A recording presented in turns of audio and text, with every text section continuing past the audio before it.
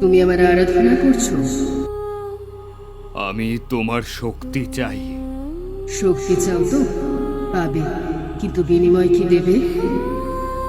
যা চাইবে সব দিতে রাজি। আমি কি মূল্যে তোমার শক্তি পাবো বলো শুধু। শোনো রুদ্রনারায়ণ, তুমি আমাকে রক্ত দিয়েছো, ভক্তি দাওনি।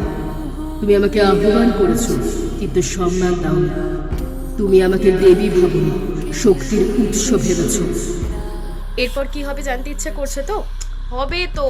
নমস্কার, আমি বর্ণালী। খুব শীঘ্রই গল্পগুজব ইউটিউব চ্যানেলে আসছে একটি মাইথোলজিক্যাল হরর গল্প, নৈবেদ্য। আমি সেখানে রয়েছি একটি বিশেষ চরিত্রে। আমি কোন চরিত্রে রয়েছি তা জানতে হলে অবশ্যই চোখ রাখতে হবে, কান রাখতে হবে।